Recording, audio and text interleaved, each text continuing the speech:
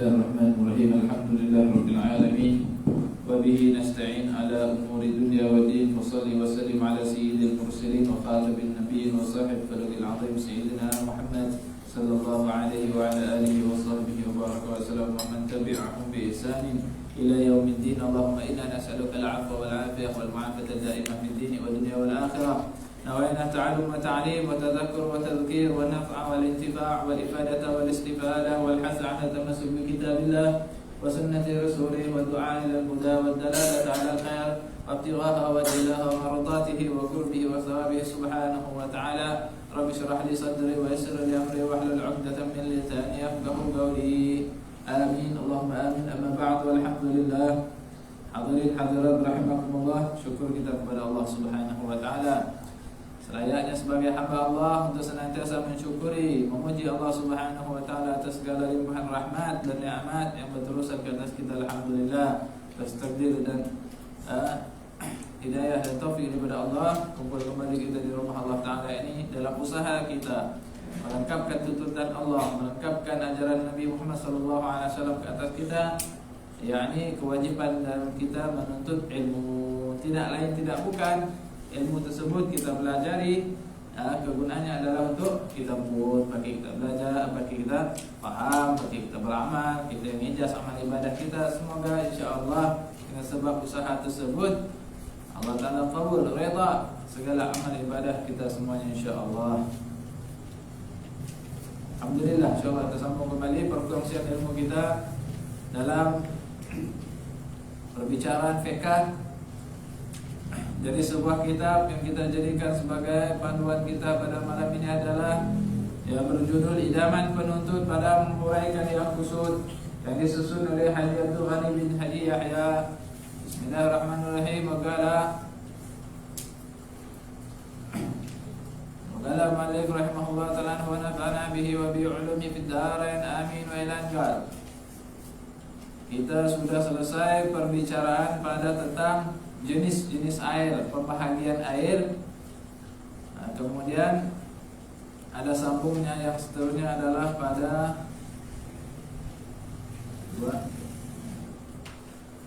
tidak termasuk dalam golongan ini jika terjatuh ke dalam air itu jenis yang dikecualikan. Adakah? Ada kitab kami itu Jawi, muka suratnya berbeda. Muka surat apa? Muka surat 2 bagi yang ya. Ada tulis nombor 3. Karena pada sesi yang lalu kita dah selesai pembicaraan kita tentang air. Jadi kita insya-Allah dah boleh hadam, dah boleh faham. Kalau belum ingat boleh rujuk baca-baca balik pembahagian air. Ada air mutanajis, ada najis, ada air yang tahir fi nafsihi wa ghairu tahir bi ghairi tahir mutahhir, tahir bi nafsihi wa ghairu tahir li ghairi. Apa lagi? Ada air ataupun disebut musta'mal, ada air syammas, ada air mutanajis, semua jenis-jenis air. Alhamdulillah. Waqala tidak termasuk dalam golongan ini jika terjatuh ke dalam air itu najis yang dikecualikan umpama bangkai binatang yang tiada berdarah, mengalir ketika dikoyak seperti lalat, kumbang, kala, lipas, cicak dan sebagainya. Syaratnya bukan dicampak dengan perbuatan sengaja maksudnya, dan tiada mengubah air itu. Tentang air yang terkena najis. Dan air yang terkena air yang mutanajis ataupun air mutanajis, yakni air yang terkena najis. Seperti yang refer balik pada ayat yang keempat ya. Air yang kena najis ataupun disebut dalam bahasa Arab mutanajis, yaitu air yang termasuk ataupun terjatuh ke dalamnya najis. Bila makna kata termasuk ataupun terjatuh, yakni kemasukan najis tersebut ke dalam air ya, bukan dengan sengaja. Terbubuk sendiri kah ataupun kita terjumpa si tahu cak ni datang kan? Ya kena faham kan? Ke dalamnya najis ataupun sesuatu yang kena najis ataupun yang terkena najis, bekas yang terkena najis. Contoh kain yang pernah terkena najis, air kecingga dan sebagainya, terjatuh tercampak ke dalam air yang kurang 2 kolah kita tadi. Padahal air itu tak sampai 2 kolah, lebih kurang 13 tin minyak tanah ataupun 230 liter, ataupun yang seperti yang kita paling kurang adalah jumlah 22 liter ya, ada 22 kolah yang adalah 217 liter paling kurang. Sama ada berubah atau tidak, air ini tidak suci dan tidak mensucikan yang benda yang lain. Jadi air yang terkena najis yang dapat dipakai untuk bersuci dan dapat yang wajib ataupun yang selain yang wajib yang sunnah dapat penggunaan biasa pun dapat yang terkena najis itu.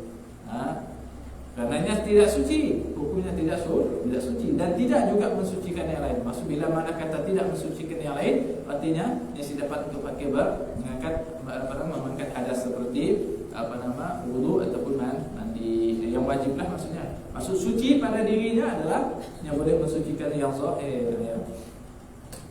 Jadi tidak termasuk dalam golongan ini jika terjatuh ke dalamnya najis yang dikecualikan. Sekiranya yang terguguk dalam air kita yang 2 kolah tadi, ingat istilah 2 kolah ni air kurang. Air yang kalau istilah air banyak artinya lebih daripada 2 kolah. Kalau air sedikit ini kalau terjatuh di dalamnya adalah sejenis najis yang dimaafkan. Najis ya, ada jenis yang dimaafkan, ada yang dimaafkan. Sebagai contoh najis yang dimaafkan adalah bangkai. Ada sejenis bangkai, semua bangkai kan. Bangkai binatang yang tiada berdarah mengalir. Itu kadang-kadang orang salah faham. Apa maksud jenis binatang yang tidak darah mengalir? Yang binatang yang tidak berdarah. Jadi binatang tidak berdarah itu robot kali binatang tu. Jadi kita nak tahu menghukum bahawasanya haiwan tersebut berdarah atau tidak apabila dikerat, apabila dikoyak badannya tidak darah mengalir, ia adalah hukumnya haiwan yang tidak berdarah. Adapun yang disebutkan contohnya dalam ayat tadi. Ketika dikoyak, bila mana ketika dikoyak, maka bila dikoyak, dipukul, dipotong, maka tidak darah mengalir. Maka ia adalah hukumnya adalah haiwan yang bangkai haiwan yang dimaafkan. Dikecuali umpama bangkai binatang yang berdarah ketika mengalir, maka dia pendapat ulama, jadi kita nak mengesan haiwan yang tadi adalah berdarah kasih berdarah. Berdarah ataupun tidak. Sama ada ianya dikoyak ataupun dibelah semasa masih hidup ataupun telah mati. Dilihat paling utama sekali adalah kalau dia dah bangkai. Bila mana katanya bangkai dah mati. Bila dia dah mati sama ada dia dah kering ataupun yang basah. Bila dilihat kami kita bila dikerat belah ada darah tu, makanya hukumnya bangkai yang dimaafkan. Punya dah kering, maka dia dimaafkan. Karena apabila dia kering, tidak ada darah lagi.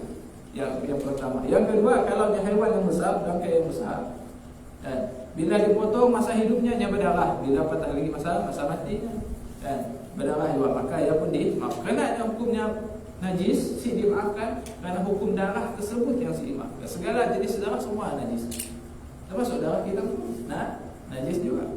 Kotor. Bayarlah kita solat kan. Ada darah dekat pakaian kita. Ada gigi kita berdarah kan. Habis kita macamnya berdarah maksudnya dari mulut. Darah tersebut bersih. Sudah ada geli. Bukan istilah geli. Hukum darah tersebut adalah najis. Tanangga nyamuk terbang. Orang asam darah. Lalu lintas itu tadi cukainya tepat dan dibalunya tangannya. Apa hukumnya orang berdarah menempel darah itu? Kena tangannya. Mana? Batal solat. Batal solat kerana terkena najis. Dia tidak apa-apa. Walaupun bukan darahnya, darah orang lainnya, situ bukan darah kami itu. Silakan. Batal kedua juga. Hati-hati hilangkan dulu geram nyamuk ya. Tapi kata alhamdulillah, masya-Allah di masjid kita nyamuk pun duduk dalam majlis ilmu. Jadi seperti lalat, kumbang, kala, lipas, cicak. Cicak tergantunglah. Seperti yang kita sebut tadi, kita nak pastikan ia adalah haiwan yang berdarah ataupun tidak. Dan bila lalat, cicak, bila kita potongnya dia pun ada bangkainya, jadi dia tidak dimaafkan. Yang biasanya dengan kita yang lain sebut kalau yang dimaafkan yang tadi kalaunya bangkainya tadi adalah kering. Kalau dah kering ya tercampak ke dalam air, tidak masalah. Tapi punya gig fresh, hangat-hangat Ya biasanya ya sih dimaafkan. Ya sih dimaafkan. Dan sebagainya, syaratnya bukan dicampak. Jadi air ya tadi kalau terjatuh di dalamnya bangkai seperti yang disebutkan di atas, tercampak ataupun terjatuh, yakni yang bukan sengaja. Sekiranya ia adalah benda yang dicampak dibuat dengan sengaja, bangkai si batal si merosakkan air bah, si mengubah air kah kita sebenarnya. Bentuknya air itu adalah air yang sedikit, masuk air sedikit air kurang 2 kolam. Ada jumpa bangkai, kita kah di dalamnya lalat kah apa kah dan sebagainya. Kalau dengan perbuatan sengaja, maka tetap juga merubah hukum air tersebut daripada airnya suci mensucikan ataupun daripada air suci kepada air yang mutanajis, air yang terkena najis. Maka hukumnya apa? Si dapat pakai bersuci, dapat pakai berwudu, mandi dan sebagainya, masuk yang wajib. Syaratnya bukan dicampak dengan perbuatan dan tiada mengubah air. Dan syarat yang kedua, pastikan walaupun najis ya tadi bangkai ya tadi adalah dimaafkan sekiranya sedikit. Tapi kalaunya banyak boleh merubah sifat air ya. Contohnya siapa banyaklah dalam sebelia ada sikut pakai cicak kering. Cium kita bawa air macam ni. Bau bangkai, bau silemun, sedap, bau busuk, bau hanyir. Artinya apa? Walaupun bangkai cicak yang tadi kering kecil, tapi dia boleh mengubahkan bau air ya. Maka bila dia dah berubah salah satu daripada sifat tadi, iaitu bau, rasa dan warna, maka hukum air yang menjadi mutanajis juga. Mesti dapat juga pakai bersuci. Yang perhatian. Lalat. Cibolah besar gila cicak. Lalat lah contohnya. Karena contohnya biasanya lalat. Memang ada kebanyakannya lalat adalah hewan yang dimaafkan kalau dimasuk. Kita terjumpa ada lalat singkok dalamnya. Tapi kalau dalamnya banyak lalatnya sehingga merubah warnanya, ada yang dah hancur dah, ada yang dah reputnya dalam air, airnya putih bersih tapi warnanya hitam, ataupun ada bau-baunya busuk, nampaknya dah ada hancur kecil dalam bangkai tadi, dah larut dengan air, hukumnya najis kalau yang berubah warna, rasa dan baunya tadi. Biasanya mungkin setakat bau, okeylah, dapatlah dicium, warna dapatlah dilihat, nak merasa atau sirami warna artis. Nak merasanya sirami warna artis. Semua dia rasalah. Masya-Allah. Ya syaratnya teman, yang bukan dicampak, yang bukan dibuat dengan sengaja, bukan dicampak dengan sengaja atau perbuatan. Dan tidak juga yang merubah sifat, yaitu baunya, rasanya dan warna. Kalau berubah ya, walaupun sedikit, tetap menghukum air jadi mutanajis. Ya, kita paham. Asal berubahnya sifatnya, walaupun sedikit, walaupun dimaafkan, maka dah jadi kira sebagai dimaafkan lagi, karena yang boleh merubah sifat air tersebut, maka hukumnya mutanajis.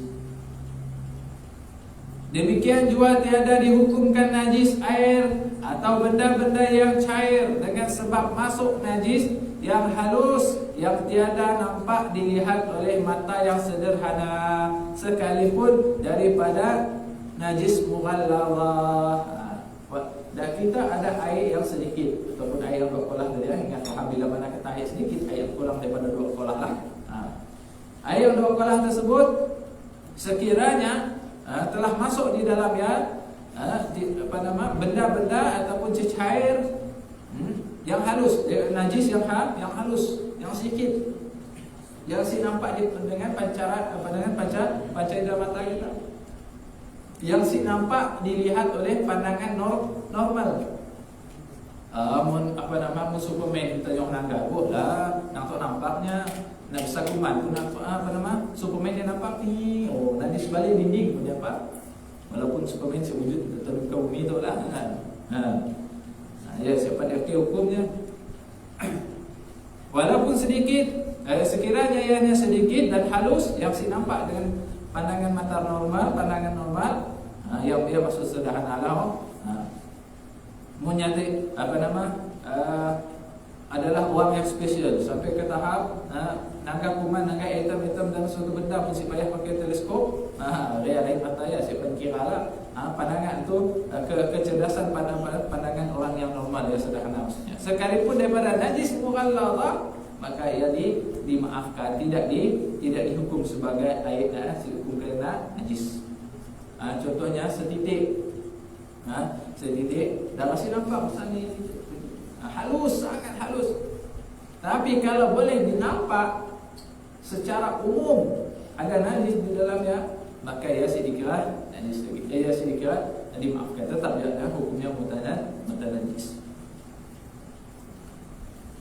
Sebagai contoh, bulu busa, ataupun ada najis setitik darah kan si nampak. Jadi bila dilihat diukur secara umum, rata-rata orang ini si nampak, maka jadi dimaafkan. Tapi kalau majoriti secara umumnya semua nampak ada najis dalam air, maka hukumnya adalah mutanajis. Ya tergantung dia kayak kalau dia disukat lagi dengan berubah-ubahnya. Sekalipun yang najis yang jatuh yang tadi yang masuk dalam air adalah najis berat, najis mughalladhah. Kalau dia nampak, hukumnya mutanajis. Adapun air yang banyak, tu cerita air banyak, tadi cerita air sikit. Bila mana istilah sebut air yang banyak itu adalah air yang 2 kolah ataupun lebih lah, faham najis ya, 217 liter ataupun 230 liter. Adapun air yang banyak 2 kolah atau lebih tidak jadi mutanajis. Jadi si akan jadi mutanajis. Bila mana kata air yang si jadi mutanajis, boleh si pakai bersuci, boleh. Boleh pakai bersuci. Dengan sebab masuk ke dalamnya benda yang najis, melainkan jika berubah bau, rasa dan warna. Jadi air yang lebih, air yang banyak, artinya 2 kolah tadi. Air yang banyak, kolam rumah kita kan, kalau rumah kita ada kolam, air dalam tangki rumah kita kan, maka tidak menjadi mutanajis. Si jadi mutanajis. Bila mana kata si jadi mutanajis, makanya boleh pakai bersuci. Sekiranya termasuk ataupun terjatuh ke dalamnya adalah benda-benda yang najis seperti bangkai. Kalau tadi cerita bangkai yang dimaafkan, untuk sekarang si dimaafkan. Apabila masuk terguguk najis seperti bangkai ke dalam kolam, ke dalam tangki air kita yang besar ya, maka nyasi akan dihukum sebagai air yang mutanajis, melainkan kecuali kalau air yang tadi berubah sifatnya yang 3 ya, disebabkan ada najis ya tadi. Sebagai contoh, itu adalah tangki rumah kami. Tangki rumah kami. Kemudian satu masa kami nak cek air, ataupun nak bersihkan kan, ataupun nak nangga air. Kemudian di muka ada bangkai tikus terguguk dalamnya, ataupun ada tikus lah, ataupun ada tikus pun kira bangkai itu najis juga. Ataupun bangkai lah, senang kita faham, ada bangkai tikus dalamnya. Seketul pergi kembung baginya, ataupun mungkin baru semalam atau budak malam yang berenang dalamnya, siapa keluar mati. Kemudian bila airnya banyak, kita cek adakah berubah 3 sifat tadi, bau, rasa dan warna. Kalau salah satunya berubah, maka hukumnya adalah mutanajis. Berubah. Hukumnya mutanajis. Munar seketulnya dalamnya, tetapi airnya si berubah, si berbau, rasanya pun masih steady, ada rasa klorid, ada rasa masing-masing. Warna punya masih kaca transparentnya ataupun warna lumut, masa air yang masih hukumnya bersih, masih boleh untuk bersuci. Karenanya adalah air yang banyak. Dan macam dia tadi, kalaulah tadi baru gugur lagi masih hidup, kepok-kepok benar-benarnya, kita dengan nilai murni kita tolonglah tetangga, walaupun udah hubung dah kontainer rumah kita digigitnya. Ayat hubungnya tolong juga lah kita dengan harap nyasi menjadi barang dalam sebut dalam mari kita dak mi dan mesti digigitnya pasti belum bisa lagi nak berubah, selamat kita dekatnya keluar. Macam ni hukum air yang mutanajis. Cek sifat. Biasanya kalau nyanyi bagus ya tadi, oleh kerana air banyak, maka si hukum sebagai air mutanajis. Si hukum jadi air kena najis. Karena yang masih boleh, karena yang sudah berubah, yang masih hidup, yang belum ada bau. Melainkanlah kalau ada najisnya tadi, kalau ada terberak dan kecingnya, ceklah. Jadi biasa kalau yang masih benda hidup, air yang banyak, maka si dihukum. Melainkan kalau ada najisnya boleh ada dalamnya. Kalau tubuh basah jasad pun sih, kerana masih hidup dan air banyak. Biasanya kalau bangkai memang setubuh-tubuhnya akan merosakkan air. Nah ditolong kita lagi, dijual jangan tidak rumah kita. Misal loloknya lepas di dalam kaki air. Ya cara kita nak mengesan air masih boleh dipakai untuk berwudu ataupun isi. Ya. Lihat yang penting kena dari sudut tiga sifat tadi lah, bau, rasa dan warna. Okey, setakat itu boleh faham? Ataupun ada soalan? Ya.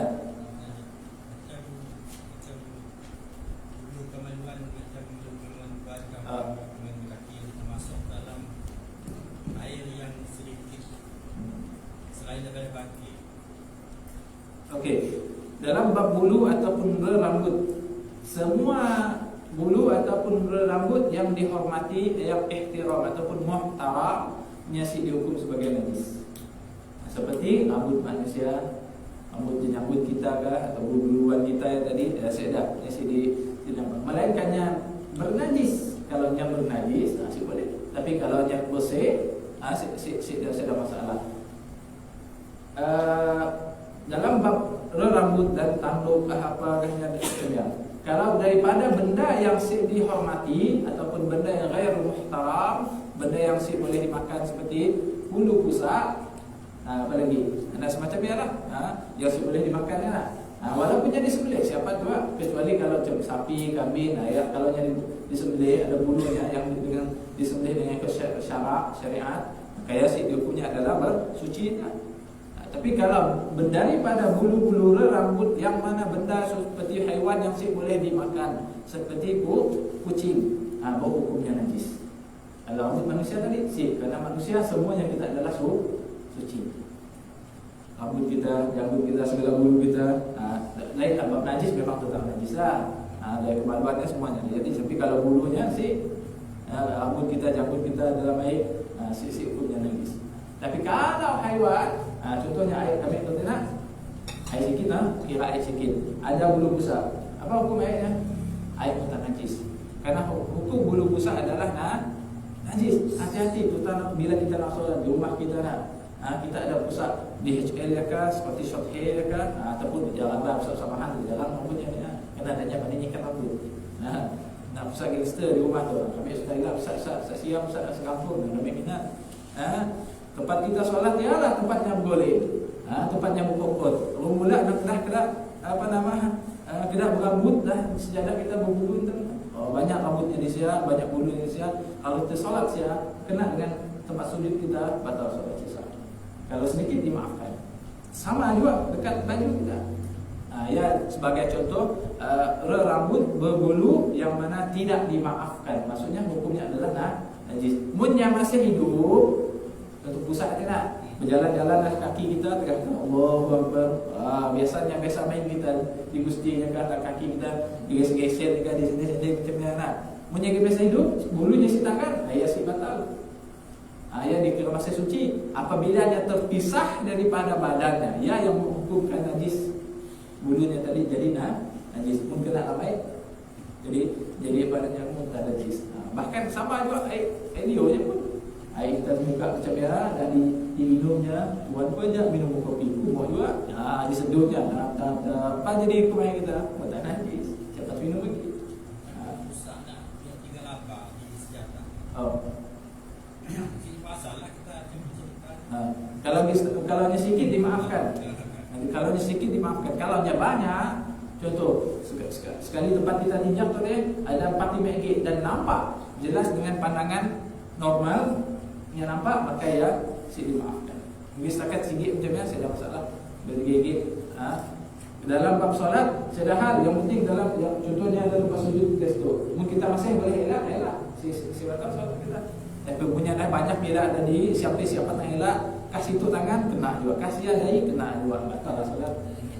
Mau selamat lagi orang mula sejadah kita tu. Jadi tilam dan jauh dah. Ya paham kita tadi kan setiap rambut berbulu daripada makhluk yang dihormati manusia jelaslah dihormatilah. Bukan hukumnya tidak najis. Ataupun daripada haiwan yang disembelih dari kalangan yang boleh dimakan. Dari kalangan yang boleh dimakan. Segala bentuk makan haiwan yang boleh dimakan kalau dah disembelih hukum bulunya adalah suci. bangkainya ikut hukum bangkainya. Contohnya bab makanan, bab binatang akhir sekali lah. Ya bes, buat tahu bab benda boleh makan, penguin boleh makan sih. Bercerita penguin, bercerita penyu, macam-macam lah. Ada salamander segala macam. Okey, jawab soalan tentang itu bulu tadi. Jadi kalau yang masuk dalam ayat kita saya ada masalah.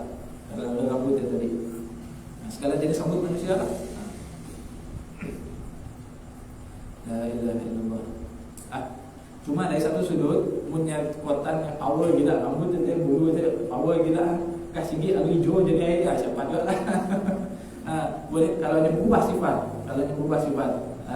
Dua tiga gigi bulunya gugut dalam air sebeldi tadi, lalu hijau tu bau warnanya ataupun boleh tahan juga baunya. Nanti hidung juga. Kalau hebat gila lah bulu tu setakat dia lah. Bau yang bau dikira sebagai air yang dah berubah. Siapa juga pakai.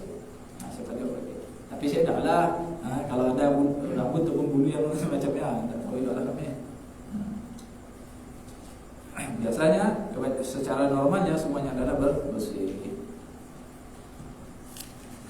Okey, yang keempat, yang dikatakan air 2 kolah itu ialah sebanyak lebih kurang 52 gallon atau 13 tin minyak tanah ataupun dari ukuran liter 230. Ayat pendapat yang pertama. Tapi pendapat sedia maklum kadang-kadang bila kita baca kitab tu kita kena tahu seperti yang kami maklumkan awal, sebahagian pendapat dalam kitab tu adalah pendapat yang lemah. Tapi banyak sikit je. Sepertilah kami akan mentionkan di sini pendapat yang lemah. Tapi saya salah untuk kita pakai dan amalkan sebagai untuk kita menuntut ilmu untuk mengetahui. Kerana dalam buku hakam tu kita kena faham yang banyak pendapat ulama. Walaupun dalam mazhab Imam Syafi'i kita, tapi si salah. Semuanya betul kerana ada hujah masing-masing. Tinggal kita aja nak makin ini satu. Dan yang sangat digalakkan, bila mana kata sangat digalakkan adalah lebih utama untuk kita galakkan pakai adalah pendapat ataupun pegangan dalam sesuatu bab hukum yang lebih muktamad. Bila yang muktamad dia adalah sesuai untuk kita pakai. Terutama bagi pemula penuntut ilmu. Biasanya bila ada percanggahan pendapat tu orang alim dah biasa pakai orang yang hebat. Jadi 230 liter. Dan dalam kebanyakan ulama pakai adalah 217 yang lebih selamat. Yang lebih kiranya kurang. Cepat pakai 230 boleh. 210 siapa? Yang mesti 217. Atau jika dalam sebuah tangki 4 persegi, luasnya 23 inci, lebih kurang kaki lah kurang sikit. Lebar dan 23 inci dalam lebih kurang. Atau mau kita siapa yang kerja tukang tu, tahulah bila kita nak kolah di rumah pakai nakong air, nak belajar tu, nak teliti macam ni cara molahnya supaya apa? Air kita tadi jadi air mutan najis supaya dia sentiasa dapat dicedok, sentiasa suci bersih air mutlak. Okey, mungkin kita nak molah pergi rumah kita, bukan pergi apabila kolah lah ataupun tabung air kita rumah kita pakai bata air semua, pastikan saiznya cukup boleh muat air dalamnya 217 liter supaya ataupun lebih, afdalnya lebih. Supaya dia sibuk kurang lah. Okey, kalau nak mula pergi rumah kolah rumah kita, pastikan paling kurangnya adalah 23 inci. 23 inci square feet lah, cube segi 4 lah. Atau jika dalam sebuah tangki bulat silinder, lebar 19 inci dan dalamnya 14 inci. Kalau kita mula yang bentuk silinder bulat panjangnya tadi adalah 46 inci tingginya. Lebih kurang apa ya? 2 kaki lah. 2 kaki paling kurang. Kemudian bukanya adalah satu hasta setengah. Satu hasta kurang. Iaitu 19 inci lah lebih kurang. Satu hasta dan satu per tiga hasta.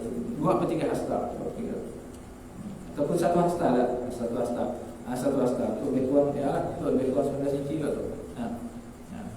Kalau dalam kitab Arab kita main hanya pakai hasta. Kalau nak bola yang bentuk silinder 2 hasta. 2 hasta. Kalau kemudian tingginya 2 hasta ataupun tingginya 46 inci, bukanya adalah 19 inci.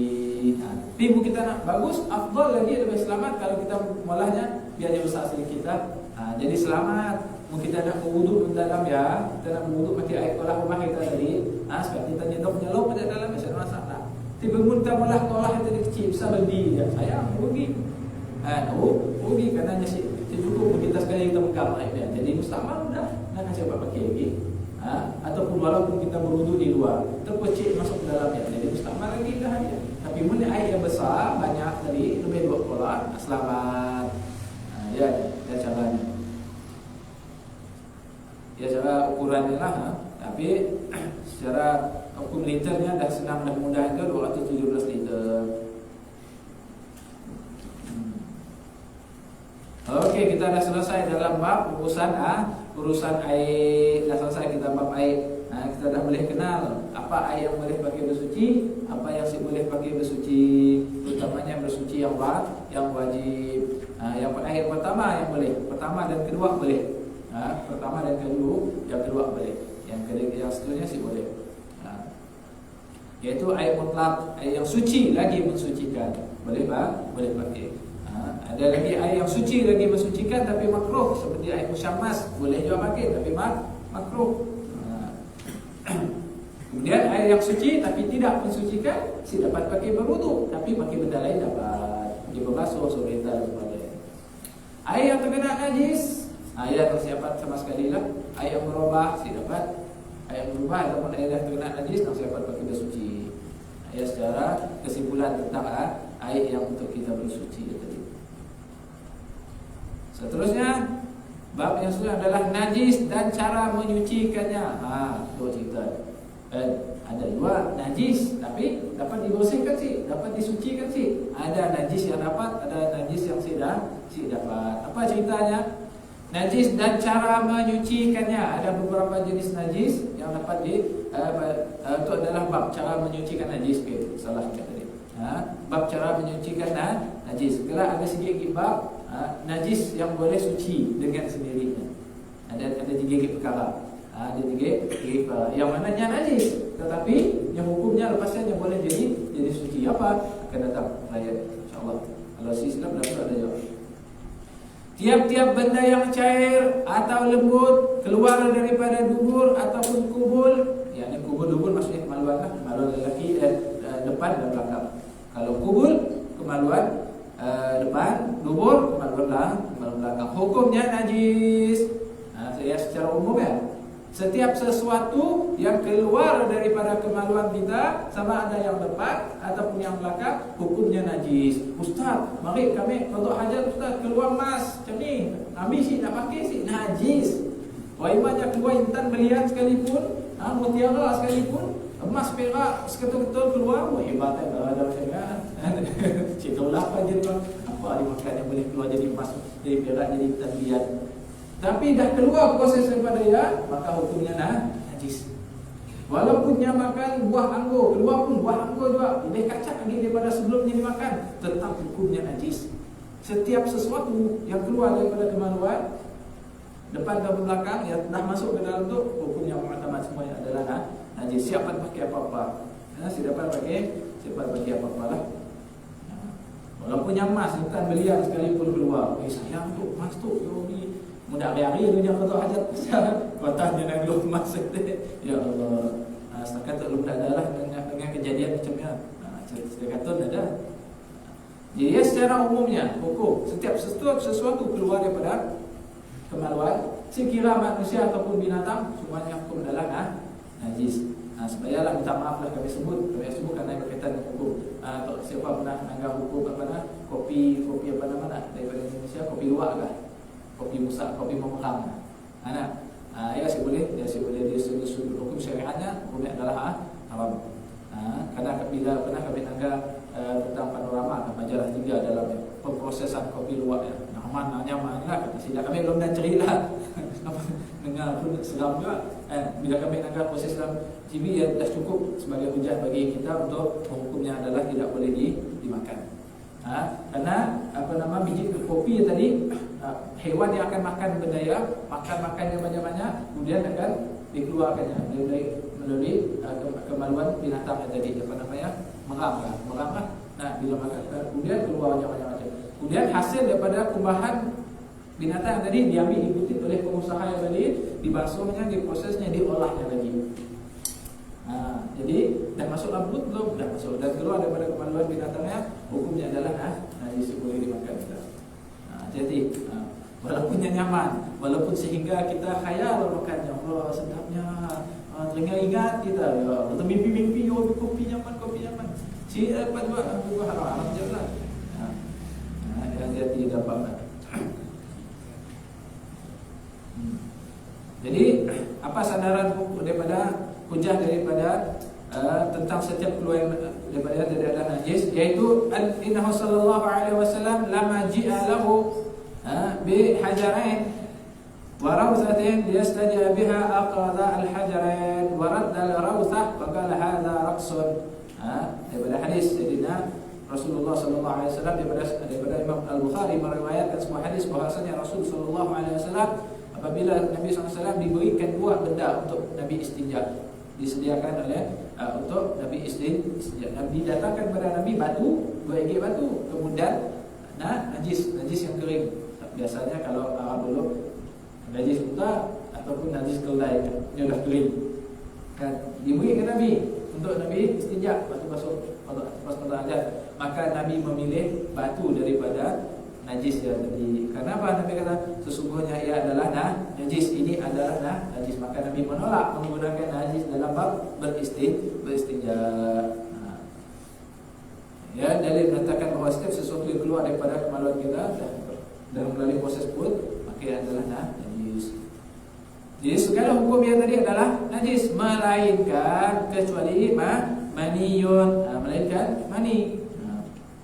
Maka ya hukumnya adalah suci, bersih, tahir. Sama ada mani manusia atau mani binatang yang lain daripada anjing dan khinzir. Daripada anjing dan khinzir, terutama khinzir lah. Tu dan saya dah maaf sama sekali, saya dah diskaun lagi segala semua sesuatunya, semuanya haram. Terutama khinzirnya lah. Maunya disembelih, maunya di macam ni, maunya dilapar, tetap dia hukumnya haram. Boleh jangan disembelih dah. Cobalah kita cari ni hukumnya. Dia yang pertama dia ada jelas ada harga ta'idah bahwasanya hanya haram, siakan suci yang namanya khinzir. Anjing ada satu bab yang boleh ada keharusannya di satu sudut. Jadi dalam bab mani adalah air mani adalah suci. Ya aja, nak lain semua najis. Walaupun yang kemih keluar air susu, yang kemih keluar madu contohnya. Keluar madu lah, keluar susu lah, keluar minyak kasturi sekalipun najis. Bila minta maaf pada suruh berak, bila yang qada hajat keluar emas, keluar gelang emas, keluar perak, intan, berian permata. Menjual tu kaya raya. 2 juta, 3 juta. Masya-Allah. Apa hukumnya? Najis. Boleh bagi siapa dimanfaatkan. Allah Akbar. Masya-Allah, tabarakallah.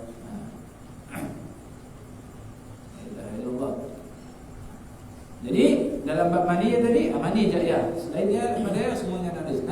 Mani je adalah suci ya, kerana semua dari riwayat daripada Sayyidah Aisyah. Sayyidah Aisyah apabila melihat pakaian Nabi ada yang berusulkan mani, setelahnya periksa untuk dalam mani, maka sekadarnya ambil air, digedis-gedisnya, dikikis-kikisnya, dibuang, maka sah. Dia si mengotorkan, bukan najis. Cuma dalam berkaitan dengan bab tiganya ada 2 jenis lagi air yang bersangkut dengan mani yang tadi. Kalau air kencing jelaslah. Kalau mani ada 3 bersama yang sama sertanya. Ada pertama juga air mani, yang satu ada wadi, ada madi. Pertama adik-adik tu mesti kenal 3 jenis tu. Kita untuk mengenal pasti kita dalam suci. Yang suci adalah air mani, air kental. Kemudian yang wadi, madi dengan wadi ia adalah najis. Kadang-kadang biasa orang berdekat lari ke binatang, kadang-kadang terkeluar, ia digelar wadi. Air wadi maka ia adalah najis. Kemudian yakni mani binat manusia ataupun binatang yang lain daripada anjing dan babi, semuanya adalah suci. Tapi kalau mani daripada binatang seperti anjing dan babi ataupun khinzir, ia adalah tetap najis. Atau anak daripada keduanya, hukumnya adalah mengikut kedua itu. Pernah kita kena tanya, bila kambingnya berbini dengan khinzir, apa hukumnya? Keluar anaknya macam kambing, tapi bukan khinzir, ataupun anjing yang tadi berbini dengan kambingnya. Anjing yang tadi dipeliharanya pakai jaga kandang, sekali jaga kandang, sekali jaga si anjing yang tadi bukannya jaga, harapkan pegar makan tadi. Kambing dia di bininya, dah rutin dah si kambing dan tadi keluar anak kambing. Apa hukum anak kambing kan? Mengikut si anjing. Ya, seperti mana berpendapatkan dengan Imam Al-Bayjuri dalam kitabnya Syarah Bayjuri, Syarah kepada Abi Suja, 2 jilid kitab. Ada bait syair dikarang dalam kitab tersebut. Dan atau walaupun contohnya lagi apa? Ini untuk malah genetik khinzir jadi untuk kerbau dalam sapi. Dikawinkan sapi dengan khinzir dan sebagainya lah, walaupun bukan melalui perbuatan, melalui tanam benih dan sebagainya. Hukumnya apa? Hukumnya akan ikut khinzir, walaupun lahir anak daripada khinzir dengan anjing tadi, dengan binatang yang lain, binatang suci yang lain, lahirnya macam kambing, lahirnya macam sapi juga, tapi yang daripada genetik khinzir, hukumnya tetap ikut khinzir, si boleh dimakan. Si boleh dimakan. Jadi kita dalam bab macam ni. Jadi segala sesuatu yang berkaitan dengan anjing dan khinzir itu tadi, semuanya haram. Ya jelaslah. Atau daripada keduanya, anjing berkelamin dengan khinzir, samalah kisahlah salah satunya. Atau anak salah satu daripada keduanya dengan binatang yang lain sekalipun suci, anak kacukan, sekalipun yang sekalipun apakah yang hukum jadi anak kacukan daripada khinzir dan anjing, hukumnya adalah najis, ikut kepadanya dua itu tadi. Walaupun sapi suci, walaupun kambing dia suci, tapi berkahwin berkacuk dengan anjing ataupun dengan khinzir masih boleh. Siapa? Ya Allah, masyaallah. Kemudian tidak termasuk dalam hukum najis jika benda yang keluar itu keras seperti biji-bijian, sekiranya ditanam ia tumbuh, maka tidak dihukumkan najis. Tidak dihukum dengan najis setiap biji-bijian yang keluar tadi daripada kemaluan yang keluar. Bila yang keluar, maka asal hukumnya adalah najis, biji-bijian itu tadi. Kemudian apabila ditanam dia tumbuh, maka pohon yang tadi masih akan jadi hukum najis. Biji yang tadi najis. Biji yang tadi najis. Yang keluar itu adalah keras seperti biji-bijian sekira ditanam tumbuh, tapi kalau masih ditanam dan masih ditanam pakai simpan, hukumnya najis. Hukumnya najis. Siapa? Contoh tadi macam cita kopi tadi bukan ditanam, pakainya bola minuman air lagi, ya Allah. Itu haram. Demikian juga cacing, hukumnya tiada najis. Sama ya cacing najis. Cuma kena najis sahaja. Boleh dibersihkan dengan dicuci, tetapi batu yang keluar daripada seseorang yang disebut sebagai sakit karang itu najis karena ia terkumpul daripada air kecil yang hukum bertukar apa. Jadi setiap sesuatu yang keluar daripada kemaluan kita tadi dah masuk. Belum masuk.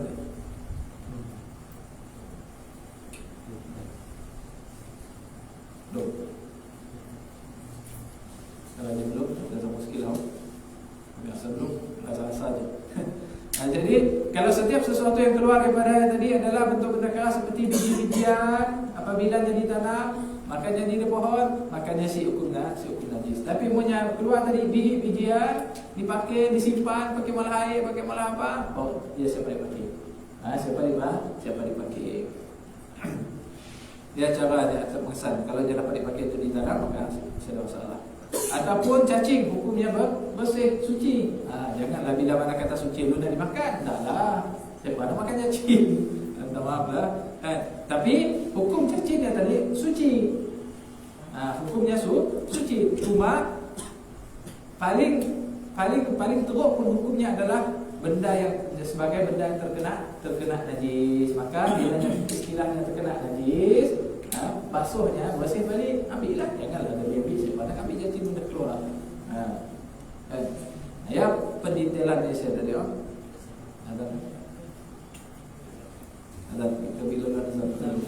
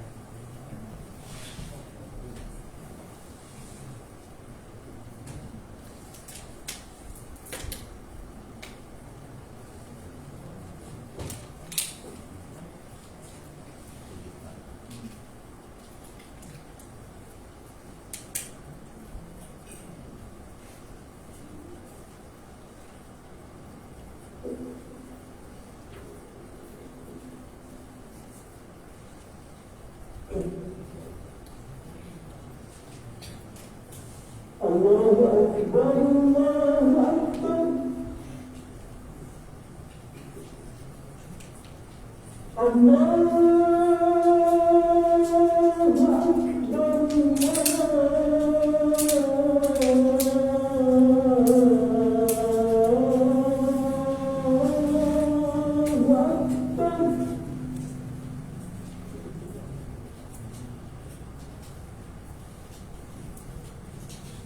أشهد أن لا إله إلا الله.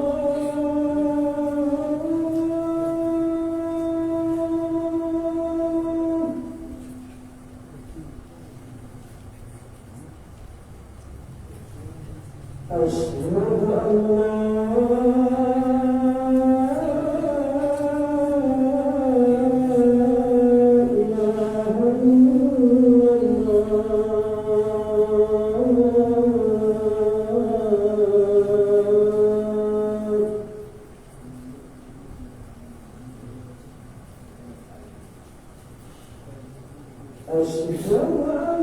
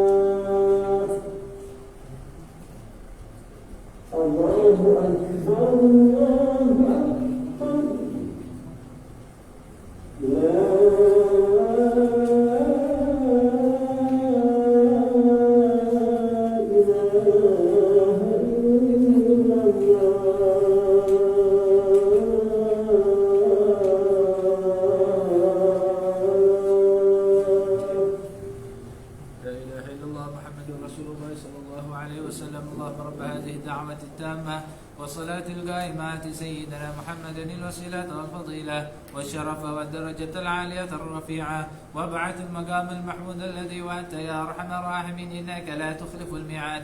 رب اغفر لنا ولوالدينا رب اغفر لنا ولوالدينا رب اغفر لنا ولوالدينا رب اغفر لنا ولوالدينا رب اغفر لنا ولوالدينا وارحمهما كما ربيانا صغارا.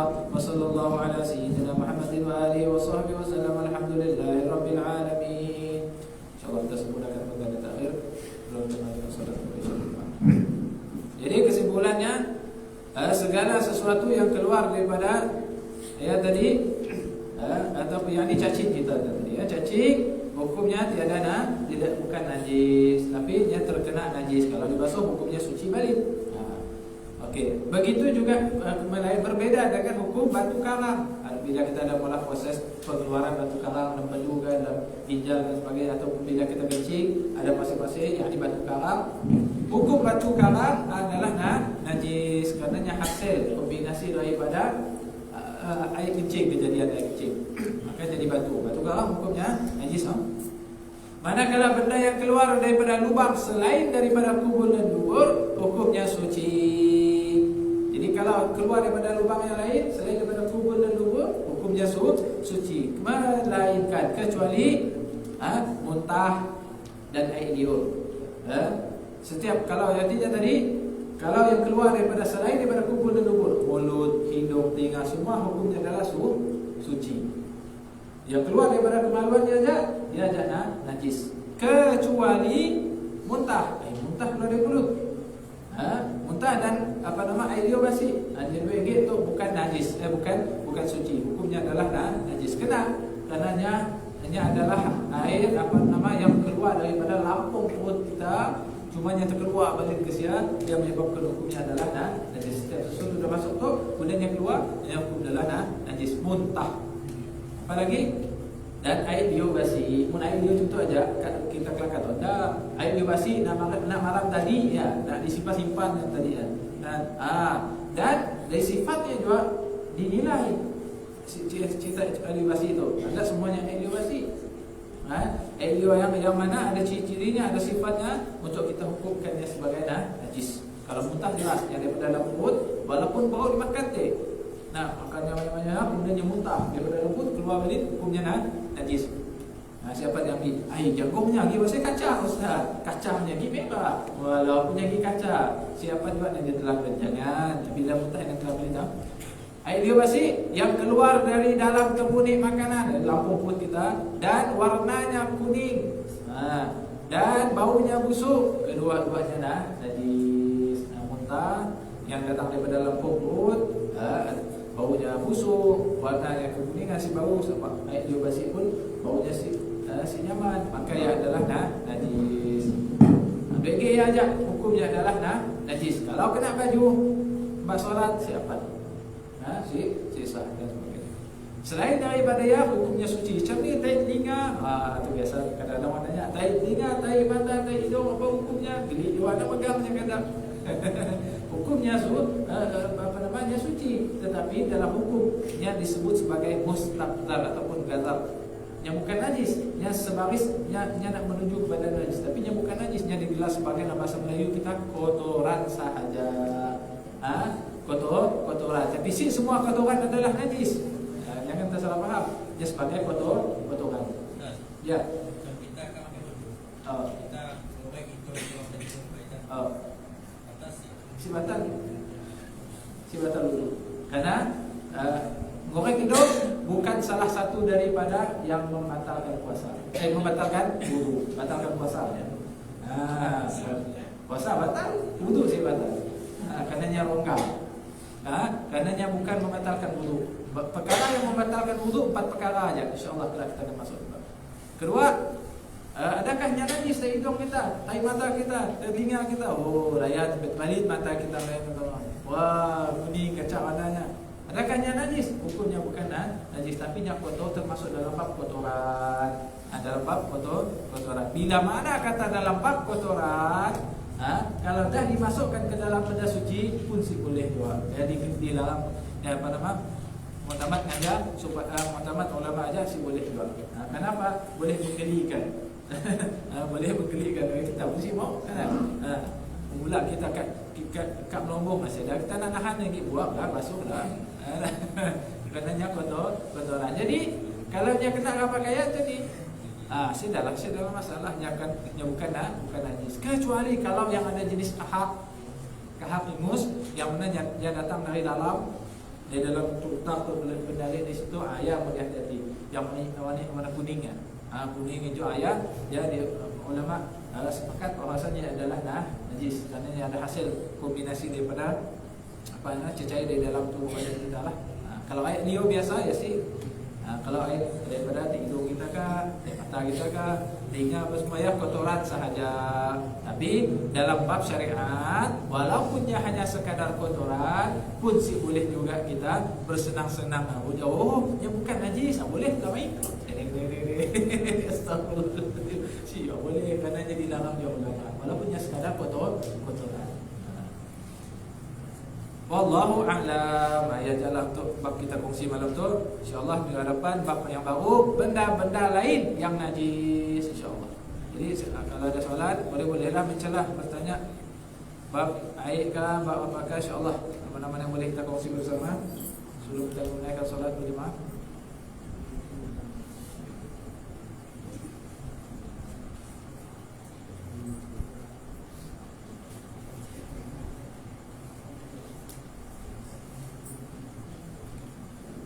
Ya, ada soalan? Kalau tidak, kita proses.